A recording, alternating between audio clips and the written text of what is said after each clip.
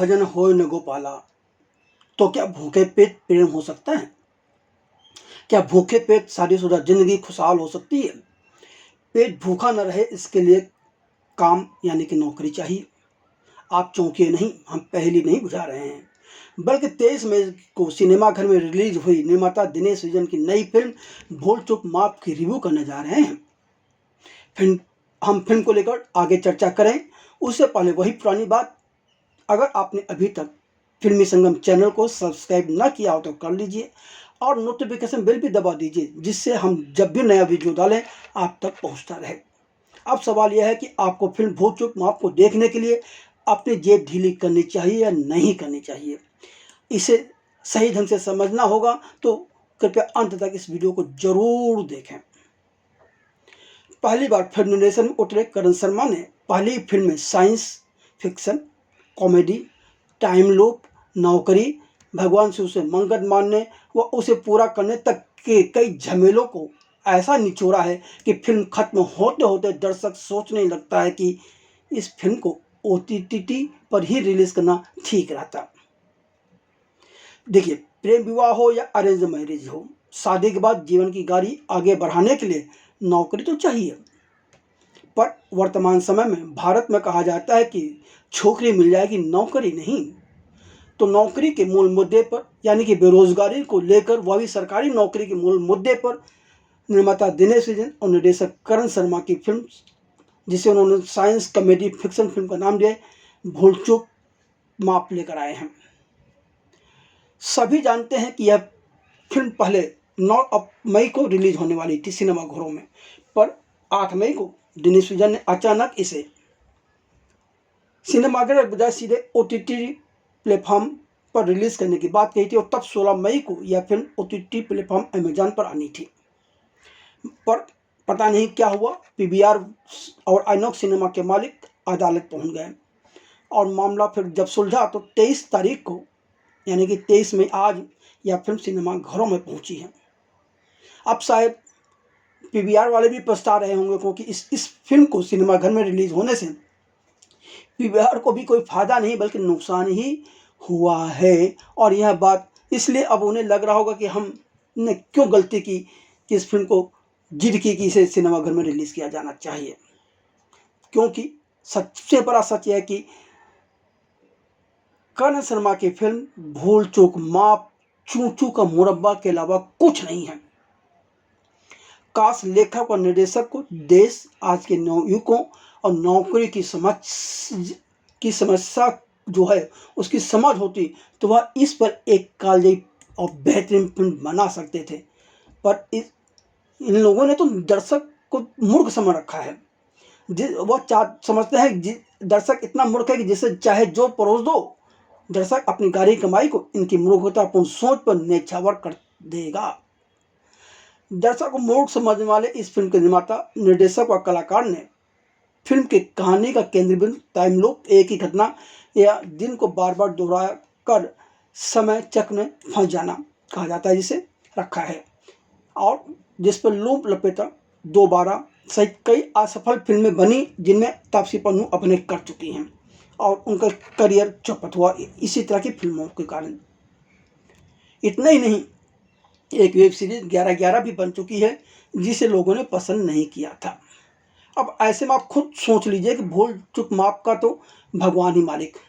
वैसे भी सबसे बड़ी सच्चाई ये भी है कि हॉलीवुड में टाइम लूप पर Groundhog Day, Edge of Tomorrow, Swords of Core, Happy Death Day, Palm Springs, Somewhere in Time सहित कई यादगार फिल्में बनी हैं।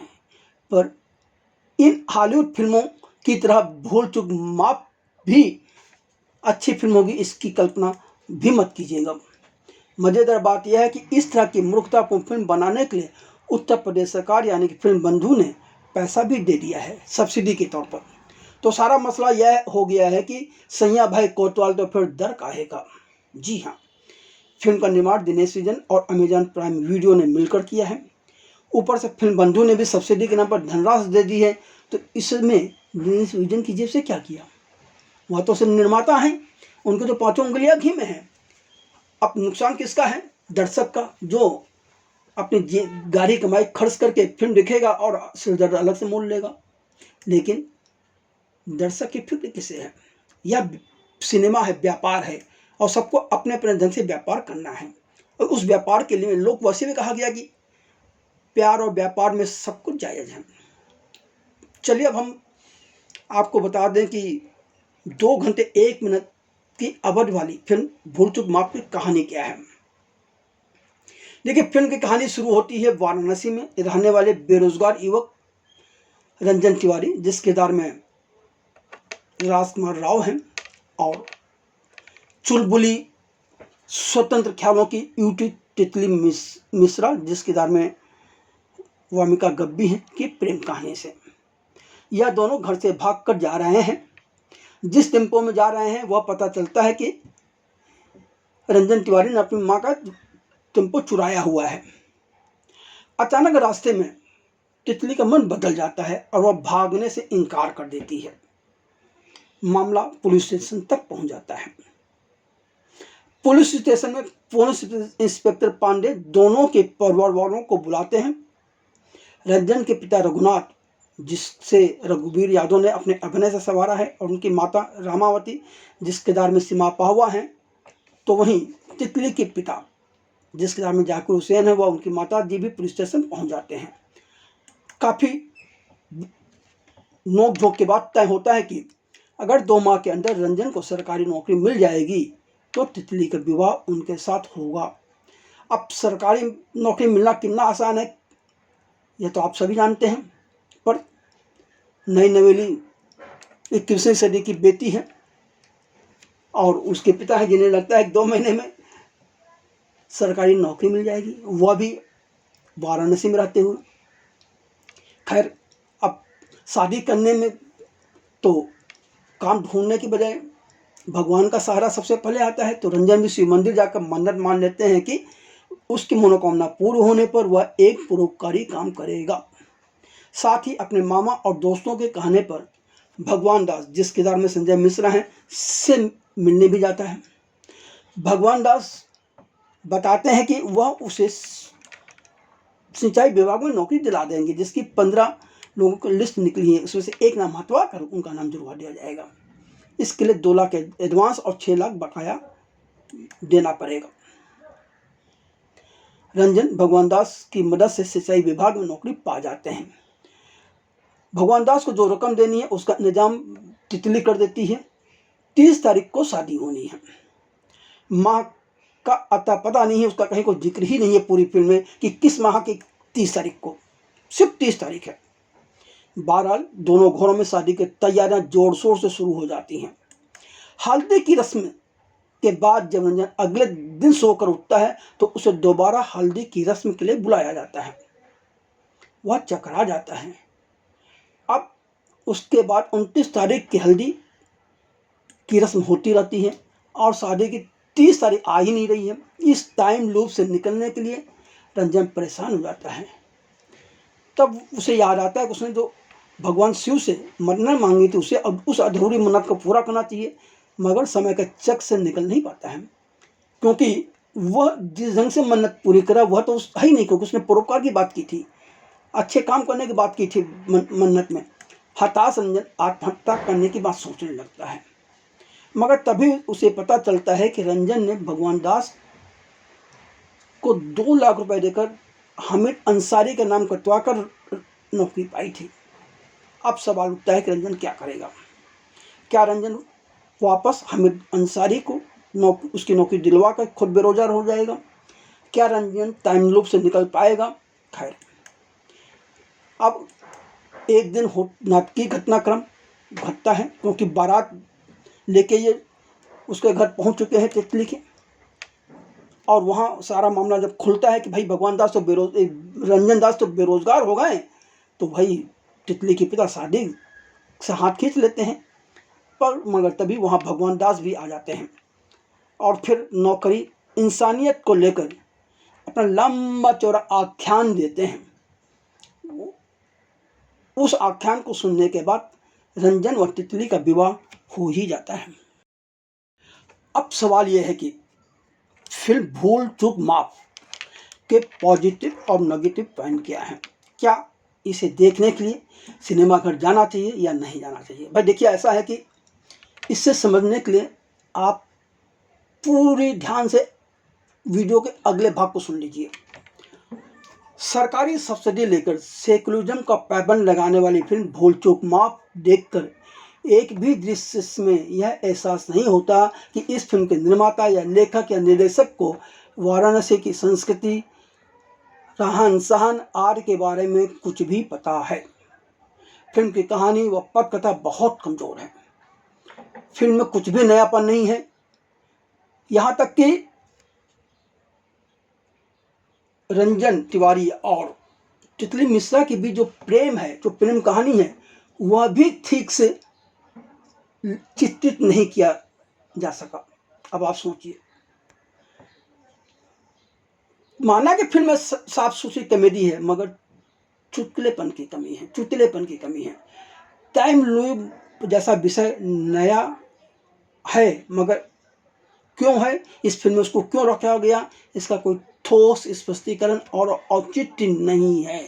क्योंकि जो फिल्म का क्लाइमैक्स है वह किसी अन्य मुद्दे पर है।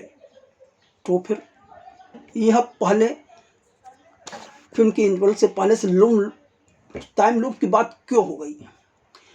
इसको लेकर के क्या आपके पास घटनाक्रम नहीं थे?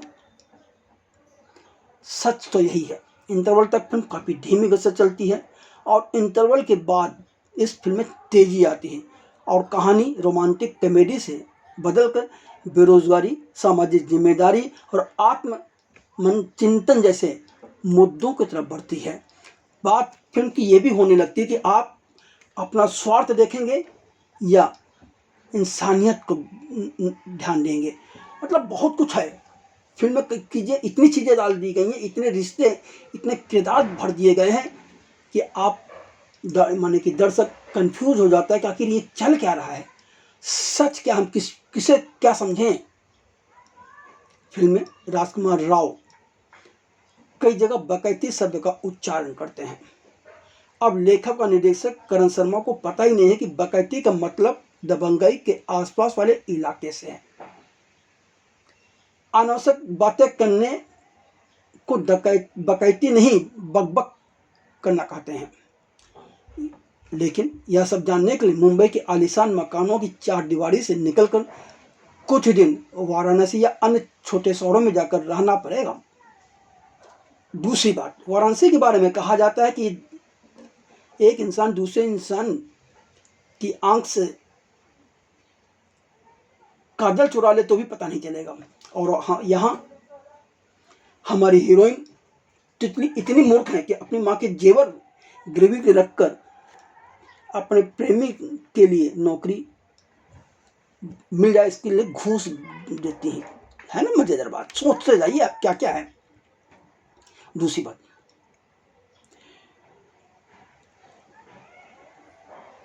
वाराणसी के बारे में कहा जाता है कि यहाँ तहजीब, शालीनता, सुनहरी भाषा को बहुत महत्व दिया जाता है। लेकिन हमारी नायिका बात बात पर साला और साली शब्दों का प्रयोग करती है। वह अक्सर रंजन तिवारी पर चढ़ाई करती हुई नजर आती है, जैसे लगता है कि उसकी कोई औकात ही नहीं है। बेचारा रंजन तिवारी दरा सा नजर आता है। आखिर ऐसा क्यों है? इस ढंग के किरदार क्या सोच कर रखा है लेखक व निर्देशक ने, या तो वही जाने। पर साला और साली ये दो शब्द हैं जो पूरे उत्तर भारत में, कम से कम उत्तर प्रदेश में, तो गाली की ही तरह माने जाते हैं। चलिए, लेखक और निर्देशक करण शर्मा की समझदारी का एक बहुत बेहतरीन नमूना आपको याद दिला दें। फिल्म में रंजन तिवारी यानी कि राजकुमार राव गाय को रोटी नहीं पूरन पोली खिलाते हैं, खिलाने की बात करते हैं। अब आपको भी पता होगा, जो लोग महाराष्ट्र में रहते हैं उनको पता है कि महाराष्ट्र का खास व्यंजन है जिसे पूरन पोली कहा जाता है। उत्तर प्रदेश में या उत्तर भारत में कहीं भी पूरन पोली कोई व्यंजन नहीं है जो गाय को भी खिलाएं या खुद भी खाते हों। पर करण शर्मा हमेशा रहे बम्बई में। अब उन्हें क्या था कि भैया ये जो शब्द है सिर्फ बम्बई का या महाराष्ट्र का है, इसे वाराणसी में नहीं बोला जाता, उन्होंने तो अपना बोल दिया, क्या फर्क पड़ता है, लिखवा दिया। तो ये है, आप अपने विषय के प्रति, आप अपनी कला के प्रति सजग नहीं हैं, ईमानदार नहीं हैं, और न ही ईमानदारी से के साथ काम करना चाहते हैं। फिल्मकार ने फिल्म में चित्रित किया है कि बनारस में लाखों रुपए की घूस खाकर 2 माह के अंदर सरकारी नौकरी दी जा रही है। अब इससे उत्तर प्रदेश सरकार कितनी सहमत होगी पता नहीं, पर इस फिल्म को सब्सिडी के नाम पर फिल्म बंधु ने ही धन मुहैया कराया है। अब फिल्म के बाद सरकार के पास समझ होते हुए देश की बेरोजगारी, युवा पीढ़ी के दर्द को बयां करने के साथ साथ सरकारी नौकरियों को लेकर परेशान देश के करोड़ों युवाओं की एक जबरदस्त केस स्टडी कर एक बेहतरीन फिल्म बना लेते हैं। राजकुमार राव और वामका गब्बी के बीच की केमिस्ट्री पूरी फिल्म में कहीं नहीं जमी। दोनों के बीच रोमांस ठीक से नजर ही नहीं आया। प्रेमी रंजन तिवारी जिस किरदार में राजकुमार राव हैं, और तितली मिश्रा जिस किरदार में वामका गब्बी हैं, दोनों अलग अलग स्तरों पर काम करते हुए नजर आते हैं। इसके बावजूद हम फिल्म के एडिटर को जरूर साधुवाद देना चाहेंगे कि उसने फिल्म में एक दूसरे से उलझे हुए ढेर सारे विचार, लोगों को, किस्सों को, कथानक आदि को 2 घंटे 1 मिनट की फिल्म में समेट कर रख दिया है, जो काम शायद लेखक और निर्देशक के बस की बात तो नहीं थी। हाँ, ये भी हो सकता है कि फिल्म की लंबाई बहुत कम हो, इसलिए फिल्म में ज़रूरत से ज़्यादा गाने रख दिए गए हैं, और ये सारे गाने कहानी को बाधित करते हैं। कहानी के साथ एक भी गाना नहीं चलता है। फिल्मकार ने सरकार से सब्सिडी ली है, तो फिल्म में यह दिखा दिया है कि वाराणसी में क्या क्या होता है। वाराणसी के ब्राह्मणों जैसी कोई पृष्ठभूमि तो दोनों परिवारों की यहाँ रची नहीं गई है। कितनी अजीब बात है कि तिवारी जी जिस किरदार में रघुवीर यादव हैं, हर रविवार को घर की छत पर पूरे परिवार के साथ बैठ कर जाकर खुद खीर बनाते हैं और उसमें लौंग का छौंका भी लगाते हैं। भैया, हमने तो आज तक नहीं सुना कि ऐसा वाराणसी का कोई रिवाज है। लेकिन भाई, ये करण शर्मा की फिल्म है, करण शर्मा कुछ भी करवा सकते हैं।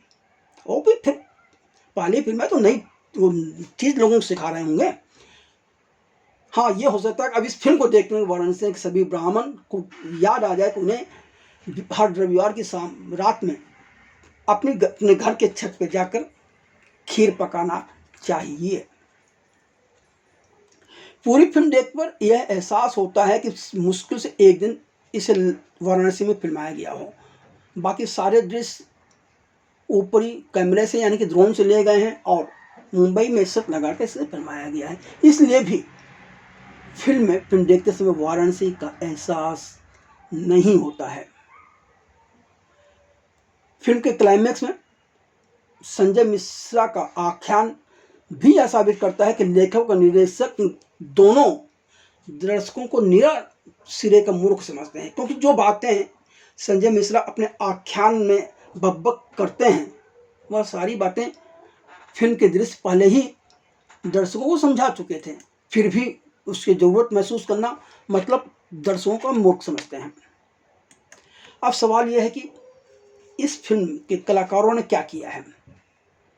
रंजन तिवारी के किरदार में राजकुमार राव पूरी तरह से अनफिट ही कहे जाएंगे। पटना जाकर किसी चाट की दुकान में सुरक्षा कर्मियों के बीच रहते हुए चाट खा लेने और उसको वीडियो को प्रचारित कर देने से अगने नहीं आ जाता। भारत वह देश है जहाँ हर 10 कोस पर बोली बदल जाती है, बातचीत का लहजा बदल जाता है, शब्दों के मायने बदल जाते हैं। राजकुमार राव ने इस किरदार को निभाने से पहले 2 दिन के लिए वाराणसी जाकर आम इंसानों के बीच उठ बैठकर इस बात को समझने की परवाह ही नहीं की, जरूरत भी नहीं समझी। भैया, वहाँ के रहन सहन, बोली आदि को समझ जाते तो इस फिल्म में कुछ तो जान आ जाती। तभी तो उनके किरदार में सब कुछ बनावटी लगता है। यही नहीं, कई दृश्यों में तो वह अपने पुरानी फिल्मों के तरह अपने आप को दोहराते हुए नजर आते हैं। इस तरह राजकुमार राव अपने करियर पर खुद ही कुल्हाड़ी मार रहे हैं। वह एक भी दृश्य में कुछ नयापन नहीं दे पाए।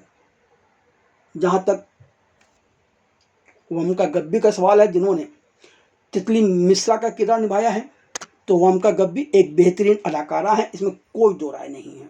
लेकिन तितली के किरदार में वह मात खा गई हैं। और इसकी एक वजह ये भी है कि निर्देशक ने या लेखक ने भी उनके किरदार को ठीक से लिखा नहीं है, चरित्र को ठीक से गढ़ा नहीं गया है।